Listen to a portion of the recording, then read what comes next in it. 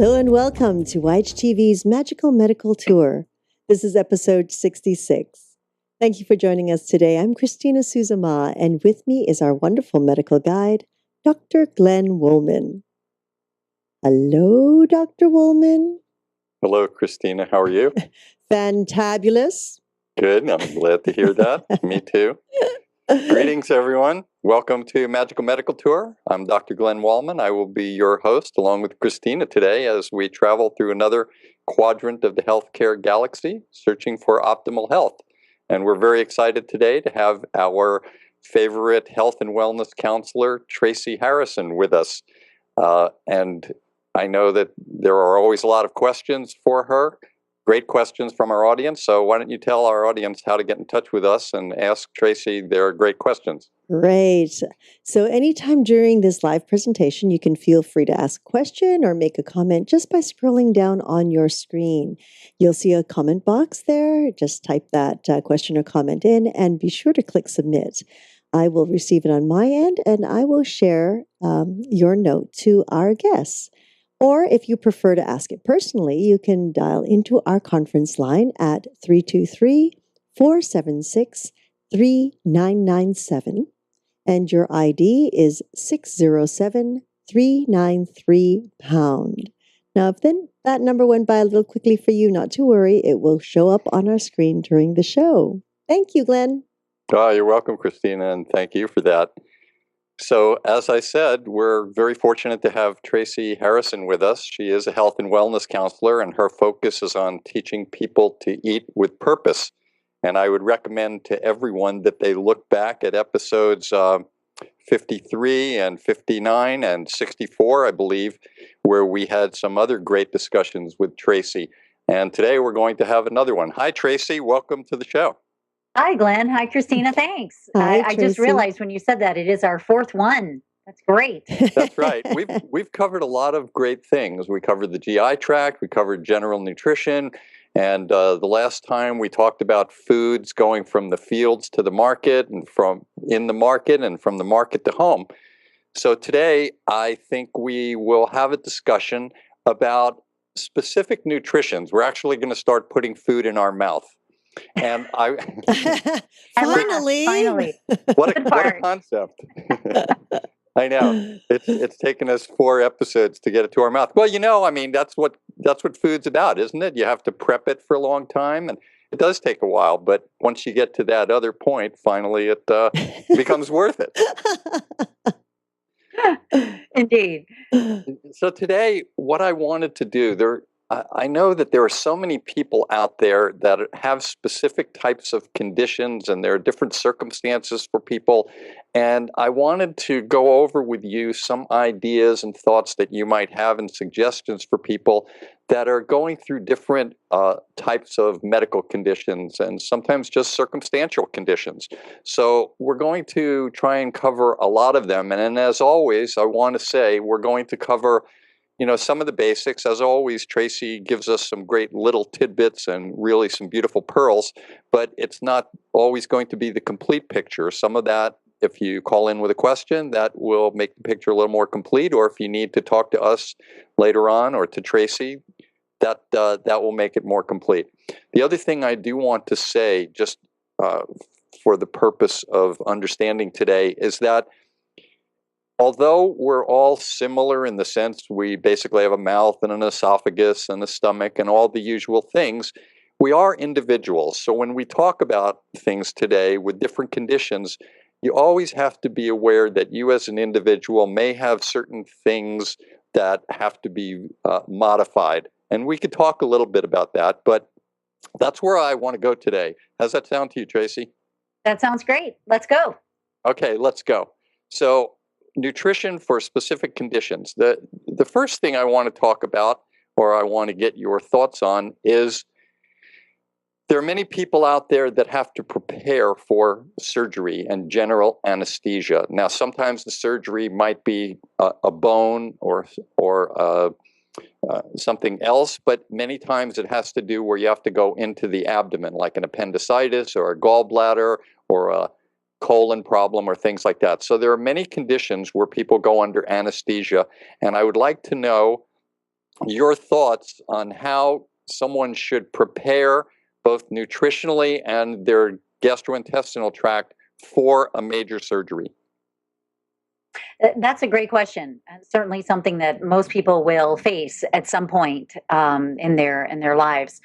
And it's interesting. It brings to mind for me a good story of a client of mine several months back who confessed that right before her gallbladder surgery, she knew she wasn't going to be able to eat all of her favorite junk food afterwards. So she went on this big binge Oh, no. in the 3 or 4 days right before the surgery. And needless to say, that's not what I would recommend. Nor I. I think in general, the most important concept is to remember that surgery is a shock to the body. It's a therapeutic invasion of the body. And you want to go into that from a position of strength, not from weakness. And in that sense, really focusing on, in general, good self-care. I think the in particular, the week to 10 days prior to the surgery makes a lot of sense. And for everyone, that means not having a binge then, eating good, whole, natural, nutrient dense foods so that you're really replete nutritionally. Certainly, if it's gastrointestinal surgery in particular, very often people can't eat very well after surgery. So you want to be fortified, if you will, replete with nutrients before you go in. So plenty of fruits and vegetables, good healthy amounts of protein, in particular because the body doesn't store amino acids from proteins. So the couple of days before the surgery, good amounts of protein, whether it's vegetarian like beans and whole grains and nuts, or animal proteins like chicken and fish, eggs. We want to make sure that we're getting plenty of that, a couple of servings a day at a minimum, the 3 or 4 days before surgery. But I think it's important to avoid what I call insults to the body. And to your point about anesthesia, also insults to the brain. So avoiding stimulants like caffeine or depressants like alcohol. I think this is really important for people to have a good, reliable experience with anesthesia and to avoid getting the nervous system confused going into surgery. But really trying to hone in on, good 3 square meals a day. Cruising into surgery, skipping meals is not a good idea. But really honing in on being nutrient dense and being very well hydrated. Surgery in general is dehydrating to the body. The whole experience of being in a antibacterial environment where there's a lot of heavy air circulation, a lot of cleaners used. You want to be very well hydrated. Well, that sounds great. I would like to add another part and get your opinion on it. I've had a number of surgeries in my life, and I want to focus a little more on the general anesthesia and the gastrointestinal tract. In my mind, when someone undergoes general anesthesia, there are lots of drugs that are given to a person to take them into a state where they won't have pain and they won't have necessarily memory. And these drugs really work well for that purpose, but they also work on the digestive tract where they stop the motility, the normal peristaltic squeezing movement, which forces food naturally on its path out of the body. And when you go under general anesthesia, and you may end up after surgery on a lot of pain medications, the gastrointestinal tract stops moving. So people can end up getting constipated or have an impaction of stools that are inside the intestine. So one of the things I always recommend to people is within the last maybe 24 to 48 hours, you start going to a more liquid type of diet. I tend to suggest people blend their food, still getting all of the things that you spoke about, but taking it in a blended form so that you don't go into surgery with an entire gut full of food and potential fecal material that may stay there and cause other problems as you go on. Do you have any thoughts on that? I think that's good guidance. And in general, for most surgery, but certainly for gastrointestinal surgery, to your point, there's usually a patient protocol around fasting, typically at least 12 hours, sometimes 18, prior to surgery in order to try and address some of what you're talking about. But I think to your point, really avoiding anything that's going to potentially clog you up in terms of being hard to pass. I think in general, it's important to add to your point that no one go into surgery being constipated. We talked in prior shows, I think, about the importance of things like magnesium and adequate fiber in the diet for good motility in the colon. But you don't really want to go into surgery constipated in any way because, to your point, the medications, and as you well said, the vast majority of prescription painkillers are constipating. It's only going to make a bad situation worse. So I think making sure that you got good motility is excellent. And I'm all for blended foods as long as they still include good fiber-rich foods. People might be hesitant to blend cooked vegetables, right? Pretty much any entree can be put in a blender with a little chicken broth and turned into a soup, Right? And be perfectly palatable. So, in particular for GI surgery, I think that's a great idea. Great idea.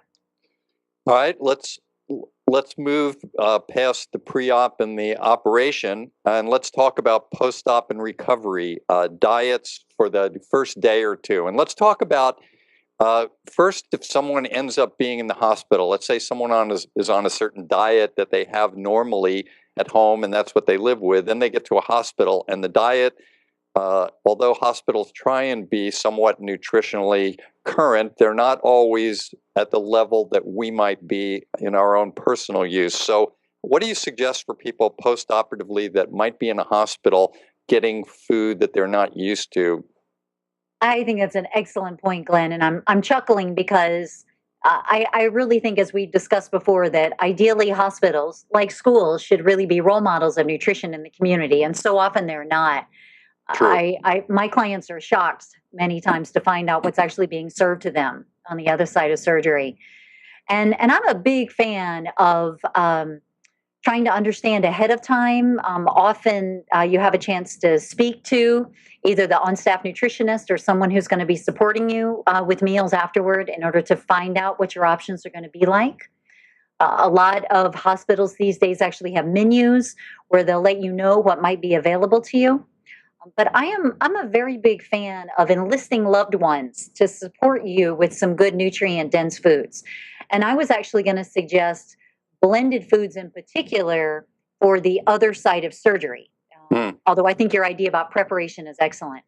But in particular, nice, good vegetable juices and pureed soups, I think, are an excellent way for people to get nutrient-dense food that really doesn't require a lot of digestion.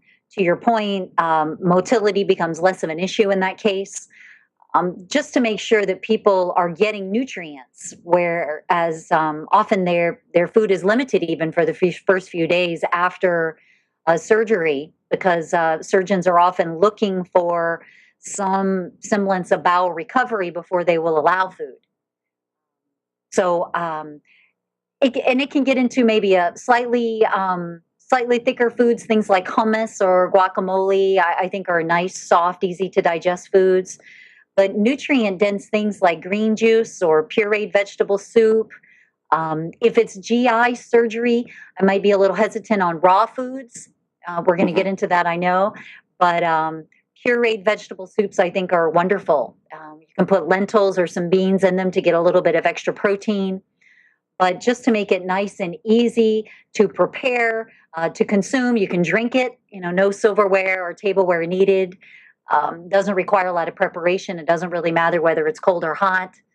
But I think that can help people to get the nutrients they need to heal, when so often what they're getting in a hospital environment is not necessarily nutrient dense, even if it's surgery appropriate. I remember a story once. I was having a surgery, and before the surgery, the nurse had said to me, and the doctor had said to me, you need to start avoiding some salt in your diet. And after I had the surgery, I came out of anesthesia and I was back in recovery and back in the room. And before I was leaving the hospital, they wanted to give me a pain pill.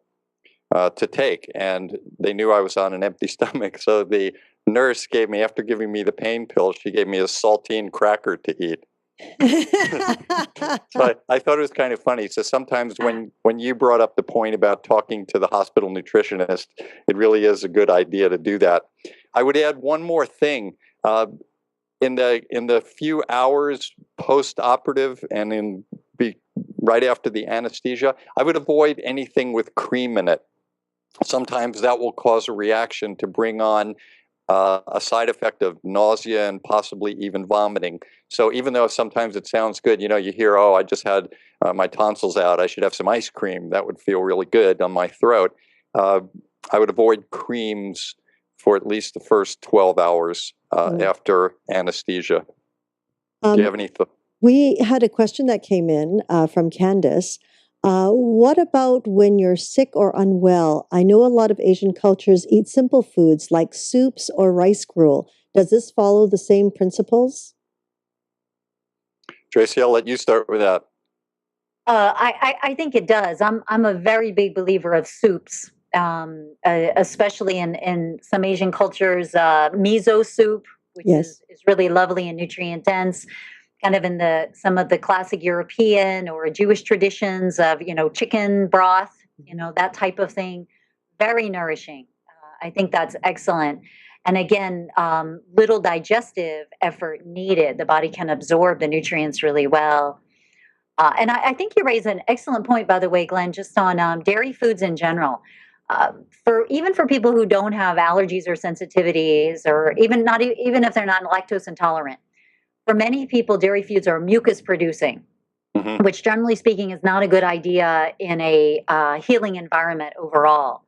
So I will often recommend, even beyond what you're saying, just getting rid of dairy foods in the couple days build up to, and then maybe even ideally a few days after surgery, just to try and prevent that from being a complication at a time, especially when people's immune systems are maybe more challenged or maybe overwrought. We don't want any kind of impetus for picking up any type of infection. That's a great point. Yeah, that is good. I would like to add a little bit to Candace's question. When you talk about foods and illness, especially in the Asian culture stresses to eat local and eat seasonal. And I think that's a very important point for all of us, especially when you're sick. But when you're sick, being sick is a general term. You could be sick with a flu, or you could be sick with a stomach problem. And each one, again, requires maybe specific things. But in all of those cases of being sick, it's probably important to eat less, but eat, as Tracy says, more nutritionally dense. But liquids are probably the best way to go when you're sick. It allows you to still get things in. It keeps you from being dehydrated, and a number of other things. So there's many benefits to that. And I hope we answered that question pretty well. If not, come back with another one for us. Do you have any other questions right now, Christina? No, not yet. Okay, we're going to keep moving here because I want to cover a lot of things. It's so surprise, good. Surprise! Yes.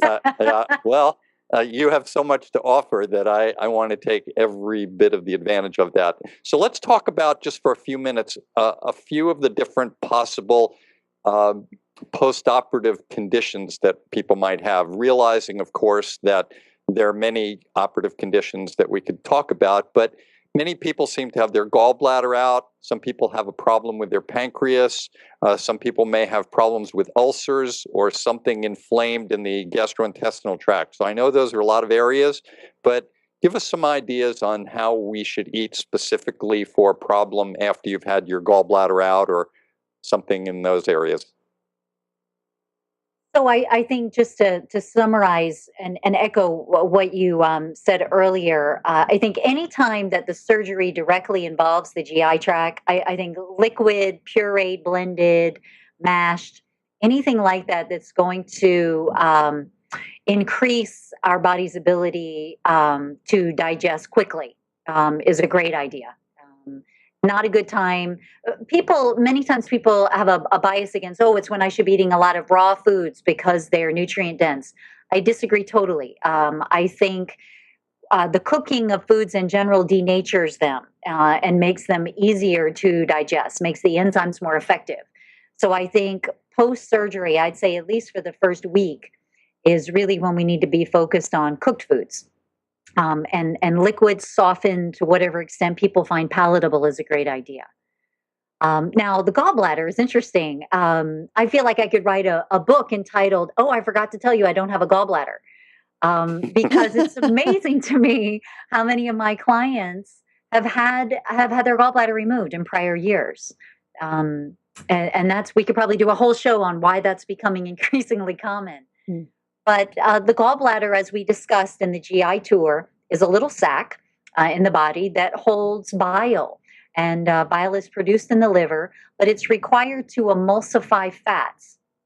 So when people have their gallbladder removed, what they basically have right away is an impaired ability to digest fats.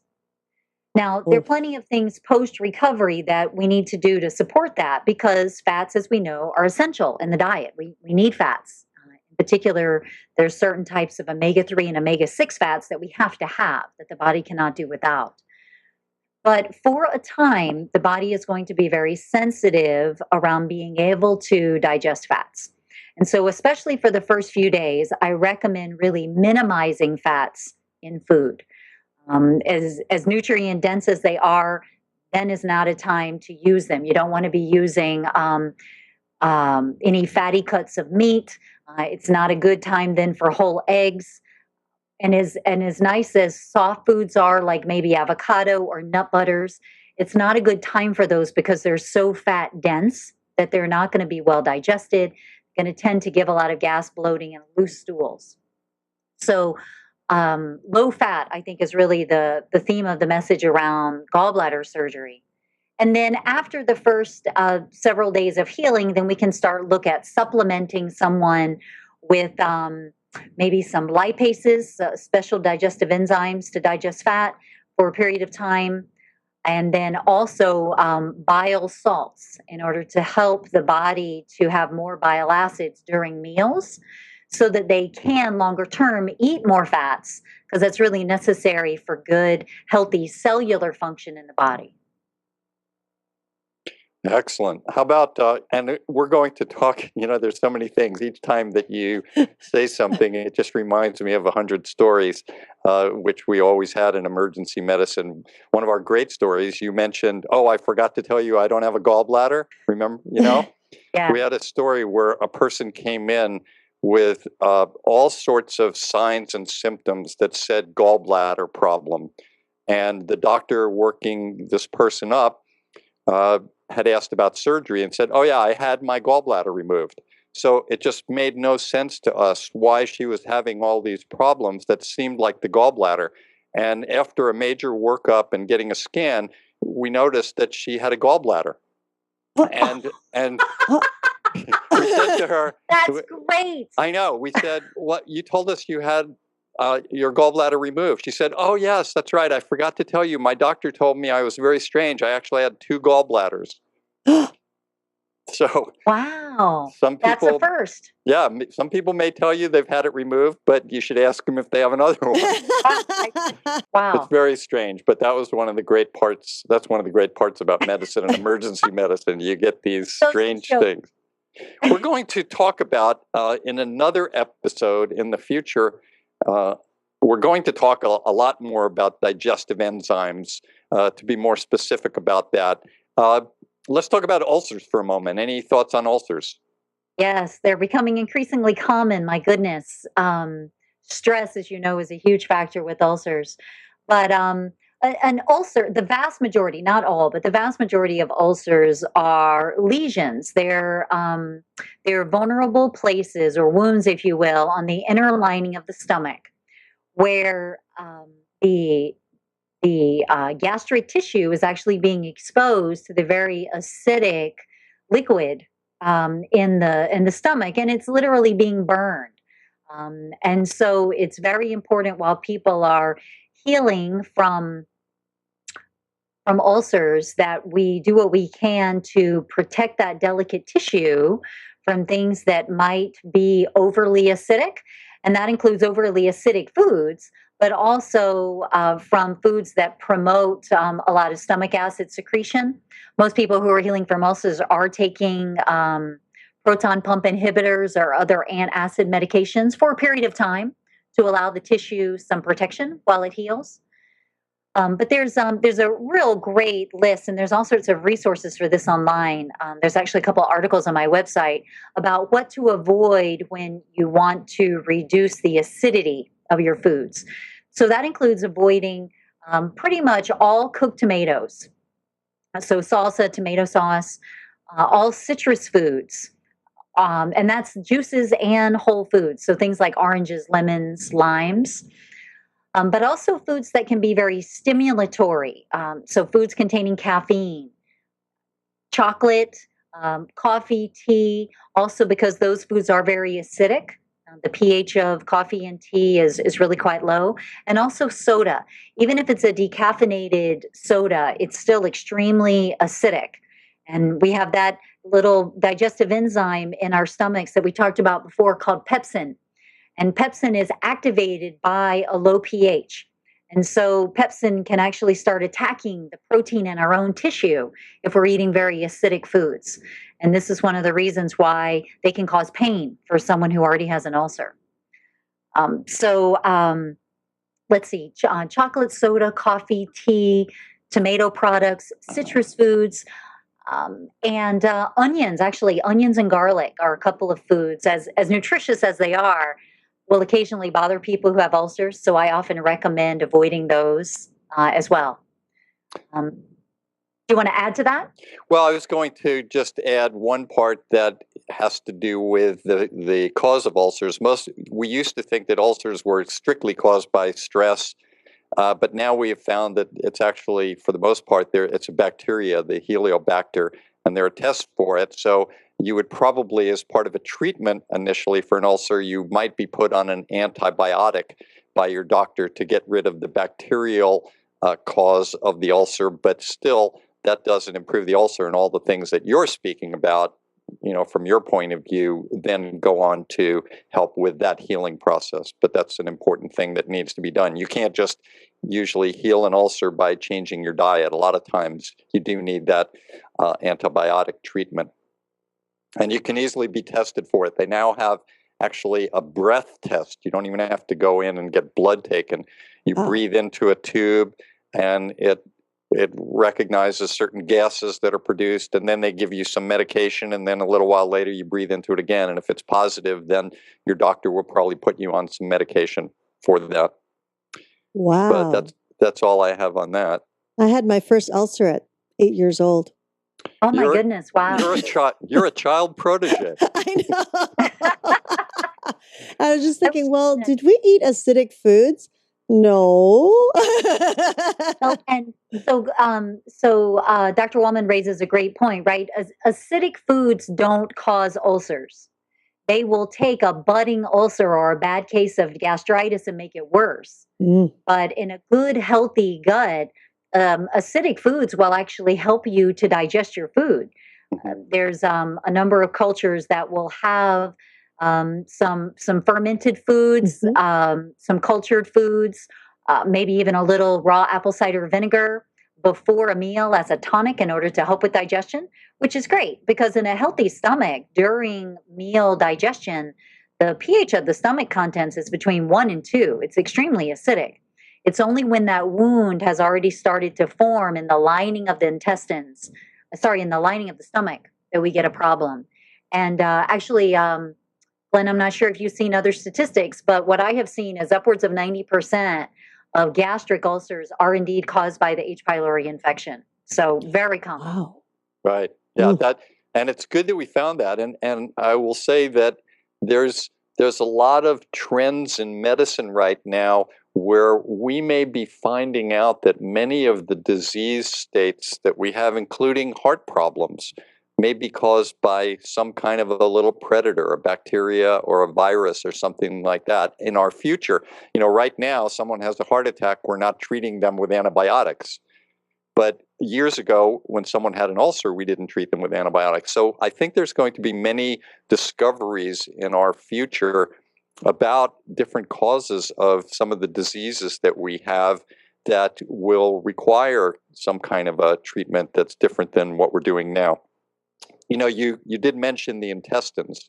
So unless you have a little more for the stomach ulcer, I would like to talk a little bit about the intestines, either for some type of an inflammatory disease like Crohn's disease, or what we're seeing now with people with irritable bowel syndrome. That seems to be gaining in a lot of popularity. I'm surprised you didn't have that when you were 4, Christina. I no doubt did. They just didn't know what to call me after a while. That's true. That's funny. But I want to talk about some of the intestinal things, and also you might even want to add, if you think there's anything, if somebody has part of their intestine removed and they have an ileostomy or a colostomy, which is where the bowel comes out into the abdomen and your feces comes into a bag. People have heard of colostomy and ileostomy bags. So would you address that for a moment? Sure, those are all great things. IBS is another one that's becoming rampant. And to your point, actually, we've really started to hone in, actually, even just in the past, I'd say 10, 12 years or so, in understanding that the vast majority of what is formally labeled irritable bowel syndrome. Now, there are a lot of people who say, I have an irritable bowel, and that can be for a lot of reasons. But meeting the clinical definition of IBS is very often caused by a bacterial overgrowth, to your point, a bacterial overgrowth that's called SIBO, or small intestinal bacterial overgrowth, which is when, generally speaking, we have this copious level of bacteria that are present in the large intestines manage to sneak their way back up into the small intestines and feast on the food sources, the fiber and the sugars available there, and overgrow and have surges in growth, which causes the characteristic bloating, cramping, constipation or diarrhea, or for most people, oscillating constipation and diarrhea that are classic IBS. So to your point, yet another bacterial or microbial phenomenon in causing disease. But because of that, the majority of people who have IBS, I find, benefit from a diet that has low amounts of fermentable fiber. And again, there's all sorts of resources for this on the internet. I find people flourish really well using something called a FODMAPs diet. That's FODMAPS. And basically that means people would still be consuming fiber. You really want to have fiber in your diet, but you want to avoid consuming fiber that has lots of or is capable of being fermented readily by bacteria, because ideally fiber is useful for forming and moving a stool along in our GI tract. But if we have too much fermentable fiber, then we're feeding that bacteria, they flourish and continue to overgrow. And one of the most important, or perhaps the two most important things I find people flourish with avoiding in IBS is lactose, which is a milk sugar. So I really recommend anyone with IBS avoid all dairy products. If they feel like they've absolutely got to have some, then it's typically the really the hard cheeses or the really aged cheeses that don't have any lactose in them anymore because they've already been super fermented, if you will, in the process of being made into cheese. But avoiding all lactose, so generally all dairy products, and then really trying to avoid any excess fructose. So this means, generally speaking, emphasizing more vegetables in their diet and fewer fruits. Or in the case of choosing fruits, you really want things that are lower in sugar, such as berries, blueberry, raspberry, strawberry, or fruits. There are a few of them that are particularly high in soluble fiber, like bananas. Bananas are great for people with IBS. So I find those are two things that are really helpful. And then I have to say, in my practice, I find that people who have IBS, generally speaking, really flourish on a gluten free or at least a wheat free diet. Hmm. And I think that is not so much about the fibers that are in it, but more about the fact that a huge portion of the population has some level of an inflammatory response to gluten, but especially to wheat because it includes so much gluten. And I think we're just beginning to understand more and more of that in research. Yeah, and I think we talked a little bit about that in our last episode where we talked about what's happening out in the field there. What about thoughts on people with colostomies or ileostomies? Anything for them? Um, that's a great question. I think in general, there's especially in the beginning when there's healing, uh, where a part of the intestine has actually been removed. It takes the body quite some time to recover from that, and I find most people who um, who wrestle with that have huge amounts of a nervous system reaction in their intestines, a lot of spasming, a lot of discomfort that way. And so again, calming food I think is really critical. Most of those folks really need a digestive enzyme because the um, the cells in the intestines are freaked out, if you will. That's a technical term, freaked out, and they're not I remember necessarily that. secreting. They're not necessarily secreting the right amount of triggering hormones that are needed to make sure sufficient digestive enzymes are put out into the intestines. So they usually need a digestive enzyme. Really recommend no raw foods whatsoever, all cooked, even fruit. Fruit needs to be cooked. So it's denatured, it's easier to digest. They often find, again, they do better with liquid foods, but very important to avoid all things that are stimulatory. So, no caffeine at all, no chocolate, no soda, no coffee, no tea, no mate, anything that would be stimulatory. And I put in that box actually any kind of refined sugars because what that tissue needs is to be calmed, which is done with natural healing foods. Fats generally are quite calming, and again, as long as there's a digestive enzyme, they tend to be well digested by those folks. Um, but for a colostomy in particular, the colon is a place where the body really reabsorbs a lot of water from our food. And so I think it's very important that those folks stay well hydrated. I Mm. will often recommend that they not only drink a lot of water, but maybe a good no sugar electrolyte blend that they add to their water. There's a really great brand I love called Ultima, which doesn't have sugar in it, but it's just a nice mix of electrolytes and trace minerals to help make sure that individuals in those cases are really nutrient replete. Because I see a lot of dehydration just because that function of the colon's been lost. Mm. I think we've covered a little bit of the GI tract. I'd like to move, unless there's some other questions or thoughts you have, I'd like to move to another area of the body. You know, we all try, or many of us are trying to eat more healthily in terms of fruits and nuts and greens and things like that. And then suddenly someone comes up with a kidney stone that has calcium oxalate in it, and that you find that the calcium and the oxalate are in all of those things, the fruits, the nuts, the greens, all the things that we thought were going to be healthy for us. And this brings up the part that I want to talk about where it's really individualized. Even if you think you're eating healthy, if you have a specific condition, you may have to look to other areas. So what do you suggest for people that have kidney stones? That is another common ailment. Um, so to your point, most kidney stones are of the calcium oxalate variety. I think it's about um, 80 to 90% of them, and it's a place where calcium and oxalate have both crystallized into these little stone type materials in the kidneys that slowly but surely get bigger and bigger and bigger. And there is definitely lifestyle and genetic influences for that. But Mhm. once people actually have them, I think there are a couple of remedies that can work quite well. Uh, First of all, I think it's very important that people try to eliminate things that might be contributing to it. One of those things, to your point in particular, is high intake of oxalic acid.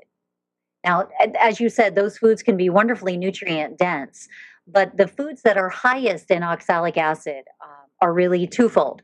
One is beans, and as wonderfully nutritious as they are, they're very high in oxalic acid. And then there's a category of greens that are high in oxalic acid, and that includes very specifically chard, like Swiss chard, spinach, beet greens, the tops of the beets plants, parsley, and kale. And it's a family of greens that are particularly high in oxalic acid. And so I recommend avoiding those just to stop contributing to the problem during healing and trying to increase intake of citric acid. Lemons and limes are wonderful sources for this. So I usually recommend people wrestling with kidney stones try to intake the juice of ideally 2 lemons a day, just literally fresh squeezed lemons. Buy a big bag of them, ideally organic, and just you can use a little hand citrus juicer and just add it to water. Being well hydrated is really critical for people with kidney stones so that there's flushing that can take place. But we know that the citric acid actually helps to break down the stones once they're formed. Now, depending on the size of them, it may or may not be able to get rid of them. Many people need surgery to get rid of them. But when people know they're predisposed to them or they've had them in the past, I recommend the fresh lemon juice just as a supplement with food, if you will. You know, a nice therapeutic supplement for them on a daily basis. But stopping the high sources of oxalic acid. And another common driver for the formation of kidney stones is actually elevated uric acid. And actually, what that does, people are often familiar with uric acid in terms of an ailment called gout, which can be a very painful condition in the fingers or toes, that most often in the big toe, Right. where uric acid crystallizes.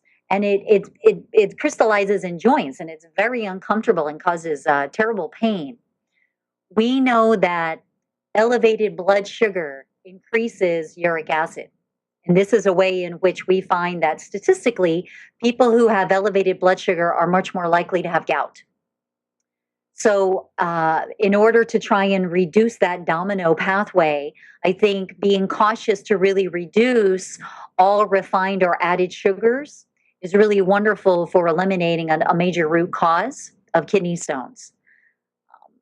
Similar to that, research shows that soda is a major driver for kidney stones. In particular, soda that is includes phosphoric acid as an ingredient, as opposed to citric acid as an ingredient. So those are some of the major dietary things I would suggest in that case. Yeah, I would add that there's a lot of chemistry that happens in the body. So just because you take calcium or you take oxalate doesn't necessarily mean that you're going to have a problem with kidney stones. But people can also do things with food. For example, I'm thinking that if you eat raw spinach versus cooked spinach, it may not have the same effect. So there are lots of variations on that, but I think all of the things that you said are spot on.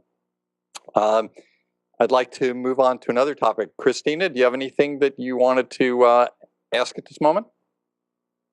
No, I'm still like All right, then we're moving on. processing. So move on. All right, we're moving on. Let's talk about fasting.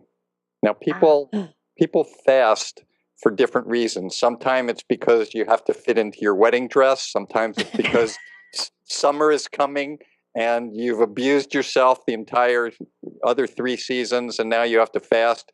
Sometimes people fast. People are starting to talk about fasting for weight loss in terms of fat burning and different types of fasting diets. What are your thoughts on fasting?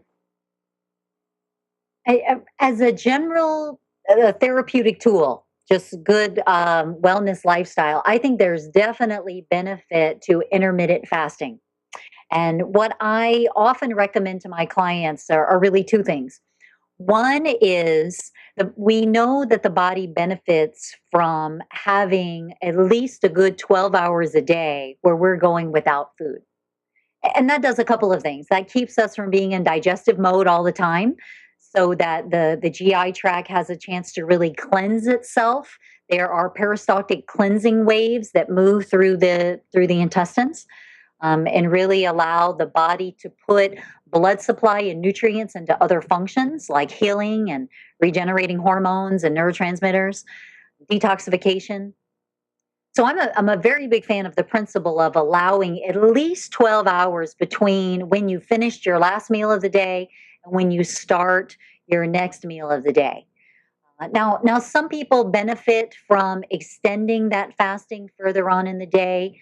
I find more often than not, and this is probably because blood sugar issues are so common in American culture.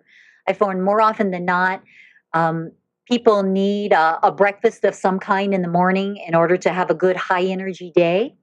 But really trying to, for example, stop your day's eating by 7 p.m. in the evening and then starting and having your breakfast again at 7 a.m. in the morning, that gives your body a good 12-hour window of time during which it will actually use fat for fuel once it burns through the available supply of sugars or glucose. Mhm. This is a really wonderful thing that can take place at night, every night, if people will allow it to happen. So many people like to eat later on into the evening. And, if you have a big bowl of potato chips at 10 o'clock at night, the likelihood of you burning any fat overnight is about zero. But if you have a nice mindful size meal at 6 p.m., and then you're not having food before you sleep, your body is going to run out of sugars at some point in the night and will naturally turn to burning fat for fuel. We're designed to do that. It's not an accident. It's not a problem. That's part of how our body makes use of the stored energy that we have in the form of body fat. Right. Yeah, there's some people promoting diets now, the warrior diet or fasting for many hours. But you brought up an interesting point that I would like to add as another topic right now. How about for the people that just don't want to go that 12 hours and like to have something to eat before they go to sleep at night? Are there any things that we can eat near bedtime that are going to promote sleep or are going to not harm us? That's a great question. It's not the potato chips. Somehow I guessed Oops. that. No. Damn it. So, as we've discussed in other shows, I think it's important to understand that pretty much anything that you eat sugar wise that you don't use energetically in the following 3 to 4 hours at most is going to be saved as fat. So, nighttime is not a time to indulge in ice cream or chips or candy or any sweets. And unfortunately, people like to do that. And I'm going to tell you why that is in just a second. But it's not the time of night to do that. For most people, it's not going to help them sleep the whole night through. It may help to put them to sleep. And that's because carbohydrate foods help the body to actually absorb tryptophan and make melatonin, or sorry, make serotonin and then make melatonin, Right. which is what puts us to sleep. Right. But if it's too much, if it's a surplus of sugars, my experience is that it's going to be stimulatory and people may fall asleep, but they're going to wake up a few hours later and have trouble getting back to sleep. But my kind of magic suggestion for people who find they have to eat something before they go to sleep, or they just feel like they can't sleep or they can't wind down, the combination of a small amount of chicken or turkey combined with either a half an apple or a tablespoon or two of pistachios. Pistachios in particular, but it could be some other kind of nut or seed. And the magic in that combination, Glenn, is that just a slice of chicken or turkey, just a small amount. You don't even need a whole ounce, but just a little bit, gives us a nice supply of tryptophan. Tryptophan is the amino acid in those proteins that's going to help us to make serotonin, which will take us off to lullaby land. But in order to make those neurotransmitters. The body needs vitamin B6, and pistachios are loaded with vitamin B6. Nuts and seeds in general are a great source of B6. There's a little bit in the chicken and turkey as well. And then having something even like just a half of an apple, a few grapes, and by a few I mean like six, is just enough carbohydrate to help that whole biochemical process to happen in earnest. So I think the secret to an evening snack is making it small. You really don't need to have more than about 100, 150 calories, but having it be something that will help to put you to sleep rather than something that's stimulatory, especially high in sugar or refined carbohydrates that may help you to put you to sleep, but it's going to wake you up later, is not a good choice. I think that will be very helpful to a lot of sofa spuds and people that do like to eat. And I know based on what I see a lot, there are a lot of people out there that are eating a lot at night before they go to sleep. So at least we can give them some ideas of things that they can do that are a little more healthy for them. Can I make one other suggestion, Glenn, I just thought of? Absolutely not. Okay, go ahead. Something I often recommend to people who feel like they just have to have something in their mouth at night. They're not actually hungry. It's just the whole notion of I'm watching TV, I need to do something with my mouth. I'm a really big fan of herbal tea. Whether it's a mug of chamomile tea, which can be very relaxing for people who find they get too wired at night, or even something like rooibos, which is an herbal tea that you can brew pretty strong, put a little splash of almond milk in it to make something kind of creamy and tasty that can give you that kind of nice oral satisfaction that you're experiencing something, but it's not this big deluge of calories. That works for a lot of my clients who are trying to lose weight and just to stop the nighttime eating habit. That's interesting. The rooibos, is that the African honeybush tea? It is. It is. Sometimes it's marketed as African nectar tea or that type of thing. Right. It's a wonderful herbal tea. You were going to mention, I think, unless you did and I missed it, the reason why people have to eat at night? Or did you mention that already? Well, and I did not. Well, I think there's a couple of things. There's emotional reasons, first of all, because later on in the day is when we often feel more exhausted and more vulnerable, more emotionally vulnerable. And so people like to eat high carbohydrate, high refined carbohydrate foods because that helps us to make a lot of dopamine. And dopamine as a neurotransmitter is kind of focusing. And people it triggers the reward center of the brain. So they get a little bit of that fix, if you will, that can be very calming to some folks. And I think that's one of the drivers physiologically why people might seek it. And sometimes I find people get caught in the rat race of they've been good all day long for food, trying to make healthy choices, and then they crash and burn around 9 p.m. and they just can't handle it anymore. Yeah. I can't imagine.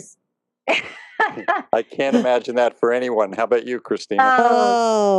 I have so many friends around me who do the same thing. I've been good all day. I just want my piece of dark chocolate. It is 85%. It's like, right. Okay. Feel like they want a reward. And so to your point, the sweetness, the salt, we know scientifically that things like chocolate-covered almonds or chips, it's that magic combination of fat, salt, and sugar that does not exist in nature, but it gives us huge dopamine hits and a little bit of serotonin as well. You get a surge that unfortunately isn't going to last, so it's not going to help you stay asleep. But people feel the relaxation of that, and it's tough to get people out of that spiral. But again, if you're going to fall off the wagon, it's actually better for you metabolically to do it in the middle of the day than late at night when it's probably going to keep you awake and really just contribute to your body fat. In that sense, a calorie is not a calorie. The sugars and refined carbohydrates that we eat later in the evening are a lot more likely to be stored as fat than the ones that we eat, say, with lunch. So time of day does matter. So my last question is, this is for the men, and it's going to be an interesting question. Is there anything nutritionally that we can feed our women that will help them with their premenstrual syndromes or their perimenopausal syndromes? Anything that we can do to help our ladies nutritionally? Yes, there is. So we're on a theme here, and again, we can do a whole show on this. Refined carbohydrates are things that women crave during PMS. During the window of time, the 7 days prior to a menstrual period, is when all hormones are falling off. But in particular, progesterone is dropping like a rock. And when progesterone drops more aggressively than estrogen, women get a little bit of what we call estrogen dominant. And that makes them have not just PMS, but miserable PMS, involving a lot of bloating, feelings of vulnerability or irritability, mood swings, weight gain, and carbohydrate cravings. And again, that's women tend to crave refined carbohydrates in an effort to make more serotonin to calm themselves so that emotionally they feel better. But the problem is, if you consume a lot of those refined carbohydrates, it's going to give you a surge of insulin. Insulin's a hormone, and it's actually going to make the whole situation worse. So, as much as they might crave them, refined carbohydrates are not a good food to consume during PMS. And I really recommend women with bad PMS avoid all dairy foods, primarily because they're hormone laden. And research actually is starting to show us that intake of dairy foods, perhaps because of the hormones, there is a sugars issue with that for some people as well. But I find dairy foods in general tend to make PMS worse. So I really recommend folks avoid those. In terms of getting some relief from that, there's all sorts of therapeutic supplements that can help. But it's the time of the month when a good low glycemic diet that has plenty of good healthy fat tends to be quite healthy. So instead of binging on chips, it's a time to have things like cucumber slices with avocado, guacamole, really nut butters, things that can still feel indulgent, but that aren't carbohydrate dense. Mm-hmm. How about perimenopausal? Perimenopausal. So you mean primarily things like hot flashes? Right, hot flashes, exactly. And maybe mood swings, things like that. Hot flashes and to an extent mood swings as well tend to show up in perimenopause, often as 5 years or more, even actually prior to menopause, because there has started to be fluctuations in women's estrogen levels. Now, contrary to common myth, when people have hot flashes, it does not mean they have a low estrogen. What it means is that in that moment, they're experiencing a precipitous drop off in estrogen. Their aggregate level could still be quite high, and it's just dropping, and then it's going to drop back up again. And you end up with these big oscillations of estrogen, but not necessarily low total levels. But what I find helps quite a bit is something, a good natural phytoestrogen like ground flaxseed. This is my favorite menopausal tool. If women will use 2 to 3 tablespoons of ground flaxseed each day in their diet, it will help to give their body a steady state flow of some good, weak, not strong, but weak phytoestrogens that will fit into those estrogen receptors and keep them from feeling so much of a precipitous fall. Many women find that significantly reduces not only the frequency but also the intensity of their hot flashes, especially at night when it can be very disruptive to sleep, which makes everything worse. I mean, everybody's experience of mood swings is worse when we're tired. But when estrogen is dropping, one of the things we tend to experience is anxiety.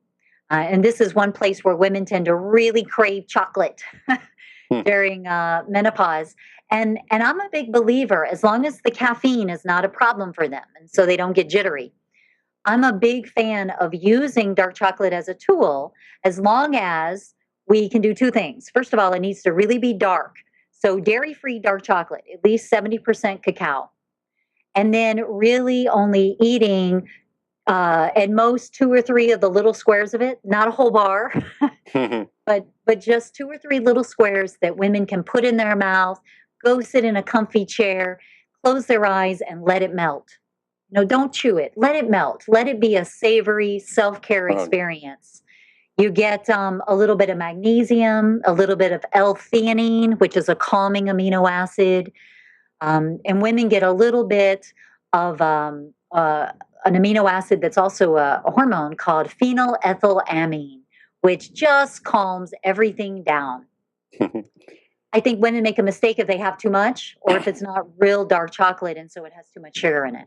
But flaxseed and dark chocolate, those are two tools that I find work really well for taking the edge off of perimenopausal, menopausal symptoms. Does that include flaxseed oil? That's a great question. It does not.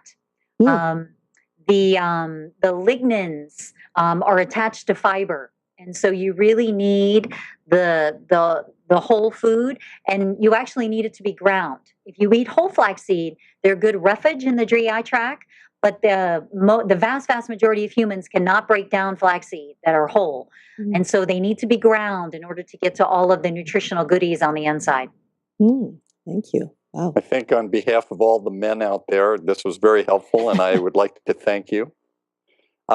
Tracy, we're coming to the end of our show. It's been packed with a lot of great information for us, and this is the time when we always ask for a health tip, and we have the benefit, since you've been so kind to do a number of shows with us. We've gotten a lot of your health tips, and now we're looking forward to another one. What do you got for us? My health tip for this show is to encourage people to explore green tea. You really can't open a newspaper or a magazine or turn on the television without hearing something being promoted about green tea. But I'm going to talk about a couple of the benefits of it. First of all, green tea is caffeinated. And I find that the average American is drinking too much coffee. And there's nothing wrong with coffee. It's not an evil substance. And as long as people aren't particularly caffeine sensitive and they don't have an ulcer or IBS or acid reflux, I think coffee, 1 or 2 cups a day is fine.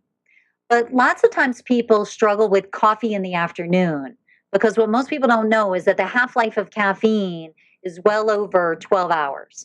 So sometimes it's that cup of coffee after lunch or in the afternoon that actually causes people sleep problems later on. And sometimes it's tough for people to say, well, I just won't have anything. And they wrestle with caffeine headaches or maybe exhaustion, a real fatigue slump in the afternoon.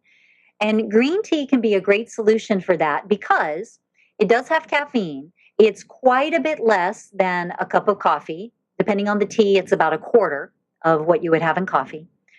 But as I mentioned earlier, L-theanine is an amino acid that is very calming. And green tea has lots of L-theanine in it. And so I find it can be a nice balance for people where they get a little bit of mind focusing from the caffeine, but the L-theanine keeps that from being too stimulatory or anxiety promoting. And so it's a nice solution. Plus, people get the huge array of polyphenols that are present in green tea that are being studied today for everything from reducing arterial inflammation and heart disease to helping to reduce cancer markers and initial animal research. So there's a lot of good things happening in green tea. And I encourage people to try it, realizing that sometimes people have to try a variety of brands before they find something they like. And cheap green tea tends to taste like a paper bag. So don't try some cheapo brand and say, oh, I hate green tea. My tip for today is that I think the 2 best brands of green tea on the market are Mighty Leaf and Numi. Nice, high quality, whole leaf tea that tastes great and they don't taste like a paper bag. Beautiful. Christina, any thoughts? Thank you for that, by the way. I love that. There are, I'm drinking green tea right now. Good for you. I'm still on my latte. I'll move to green tea later. At least you're not finishing your glass of wine right now. Huh? Oh no, that's at the end of the night when I shouldn't be taking in the sugar. With your chips. No chips, no chips. That's one thing I do that's good. So a question did come in before we end the show is, what about eating fruit in the evening? What? That's a great question. So, like I mentioned, I think the half of an apple, can be a nice thing to create just a little bit of a carbohydrate push for the body to do a better job of using tryptophan and making serotonin and melatonin. My only caution is that for people who already have blood sugar issues, whether it's insulin resistance or metabolic syndrome or anything like that, I just caution fruit, especially too much of it in the evening. We don't really need more than about a half of a cup of fruit. So if we can limit the portion of it, I think that's fine. I'm just cautious about binging on a lot of fruit and having it be too much sugar. A lot of nutrients, it's really wonderful, but too much sugar at night can often keep people awake. But in the absence of blood sugar issues, sure, I think fruit can be a nice snack in order to help people to just put something in their bellies.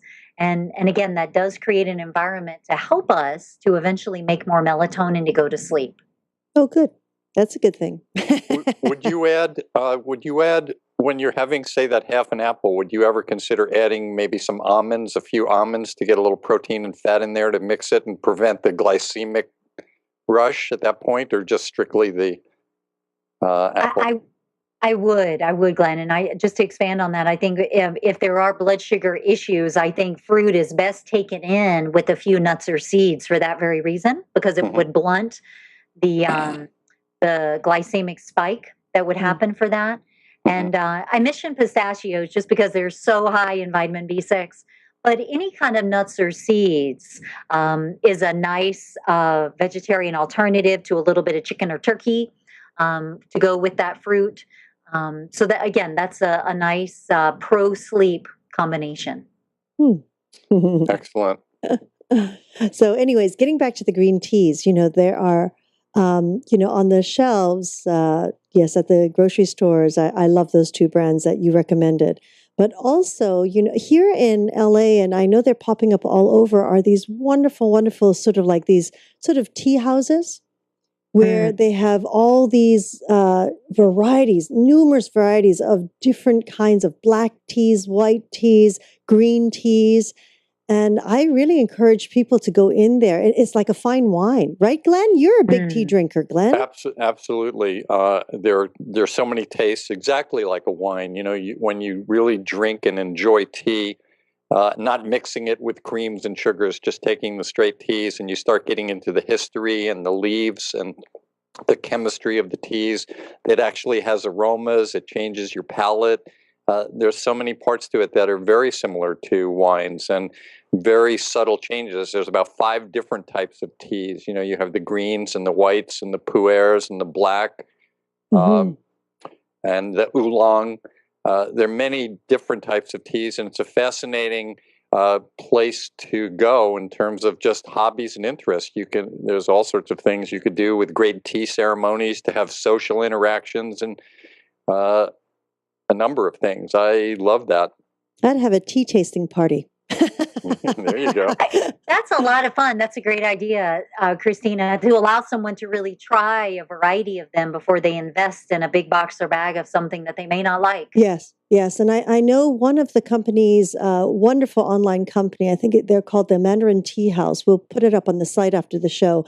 They sponsored us one year for our virtual yoga conference, and they have magnificent teas. And you can buy them in the very small pouches so that you can taste them and try them. And I really recommend people to do that, because I wasn't a big green tea drinker until I went to Japan. Yeah, I love it. Then I learned to drink good green tea.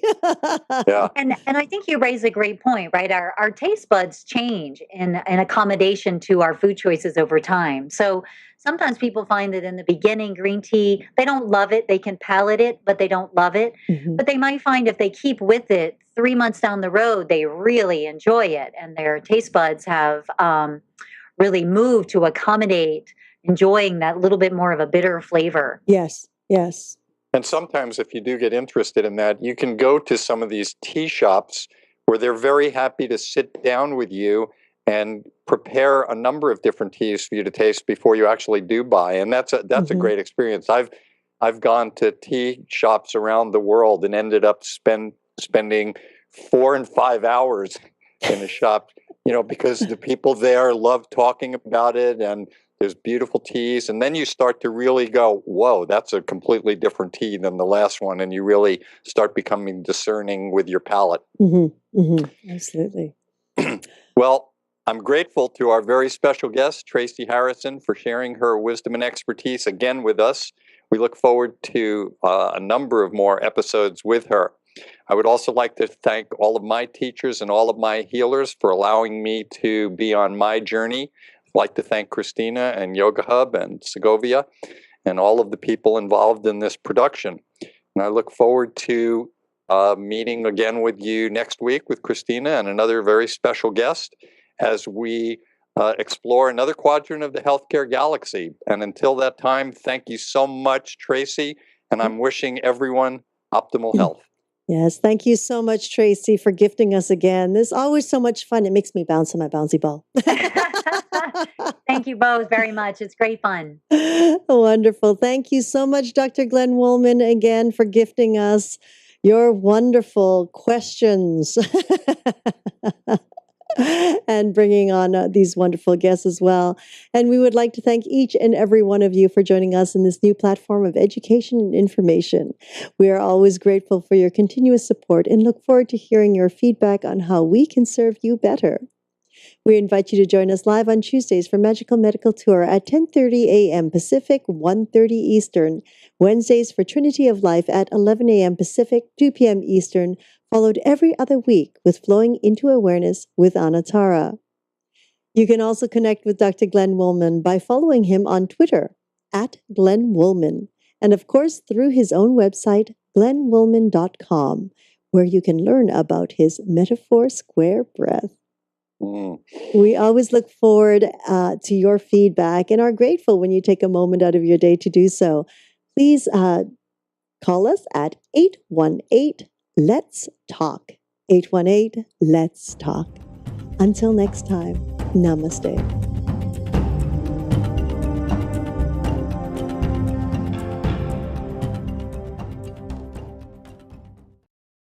YHTV's Trinity of Life. Come join me, Christina Suzama, as I journey to find the many modalities that support individuals, from children to adults to elders, with topics ranging from health and wellness, meditation, and inspirational stories. I invite you to visit yogahub.tv every Wednesday at 11 a.m. Pacific, 2 p.m. Eastern. That would be so fun. I want to know how the two of you remember all these scientific, technical names. I mean, I'm like, I can't write fast enough. I have to listen to everything. What was that? What was that hormone she's talking about? It's amazing. Well, it helps when you talk about them on a regular basis every day. But I'm a nerd. What can I say? It's just like all the acronyms in the tech world. It's like 100 acronyms. It's crazy. Wow. Awesome. Awesome. That was a lot of fun. Oh, Glenn, were you talking? Sorry, I had you fire. muted.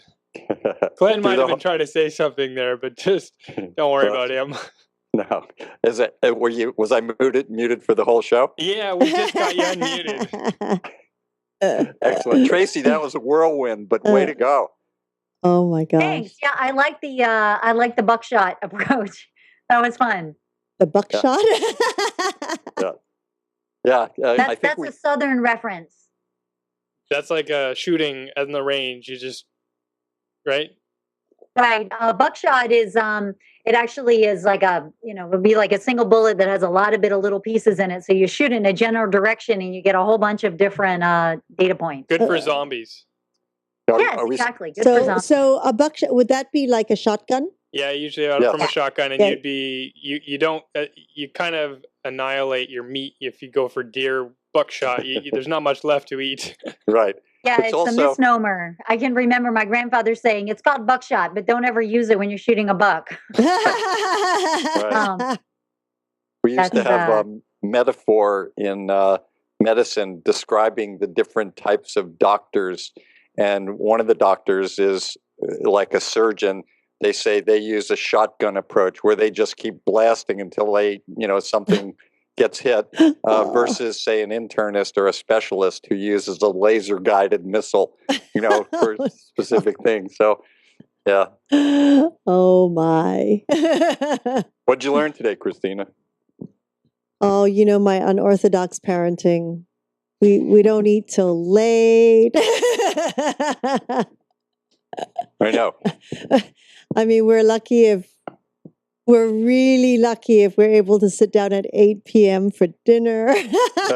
The one good thing though is thank God that we don't eat like what we were brought up to eat, which is, backwards, which breakfast used to be the light meal, lunch used to be the medium meal, and dinner used to be the big meal. That was the whole upbringing. And then now it is reversed. Yeah, we used to, or I talk a lot about in the morning, eat like a king or a queen. In the afternoon, eat like a prince or princess. And in the evening, eat like a pauper. That's good. Yeah, but, I couldn't do it. I couldn't do it as a child. Are you kidding me? Yeah, I know. If I ate a lot in the day, you would lose me big time. It didn't matter what it was. You'd lose me big time for the rest of the day. I was, whoa, gone. Tracy, when you were talking about the 12 hours and not eating at night, I'm more like Christina. I like to eat, have a great meal late at night that lasts for 2 or 3 hours, and I might finish my meal at 11 or o'clock at night, but I make up for that because I don't wake up till noon. So I get my 12 hours of fasting. I just have to modify my life a little. It's funny. Tuesday. I've had a client that was an actor, and based on the schedule of having performances and that type of thing, he would talk about, no, it's fine. Essentially, I eat breakfast at 10:30. I eat lunch at about 3:30, right before I go into my show, and then I eat dinner after the show. But he's like, but I'm going to go to bed at like 2 a.m. So it's really no big deal. My day has shifted, right? And obviously, people have all sorts of different schedules. Yeah. The only time I can have a really decent sized breakfast is when I have a call time of 5 a.m. and I'm up at 3 working out before, and then by the time you get to the set at 5 a.m., you're hungry, and that's the time I can have a good breakfast. I've heard you use the word safe. Can you elaborate a little bit more on that? Like an open class, no matter who goes in there, and it's not specifically, a gay or lesbian directed class. I think it's a few things. When I say safe, I mean that it's a place for you to be able to unpeel yourself and really allow your core to shine and really allow for yourself to heal. And in order to heal, you need a safe place for that to happen. So I provide a place for people to heal and to feel comfortable in and to open.